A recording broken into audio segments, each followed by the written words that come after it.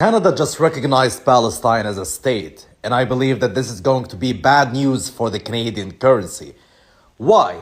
Here's the thing. If I'm an investor right now and I have $500 million, let's say, that I wanted to invest in the Canadian economy, after that bold move that Canada did, I would basically wait and not invest my money right now until I see the response of the world to that Canadian decision.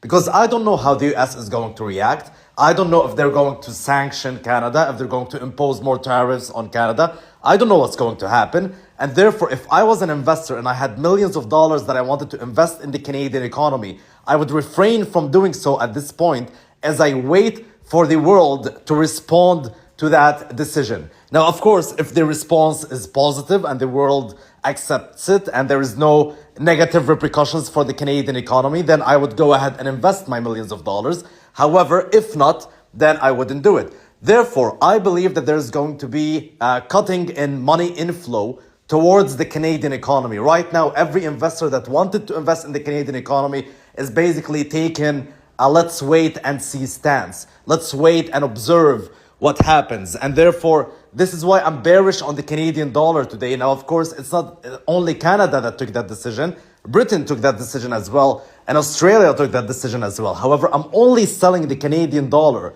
Why? Here's the thing, guys. Unemployment rate in Canada right now is 7.1%. It is the highest in 4 years, and it is the highest compared to most major countries.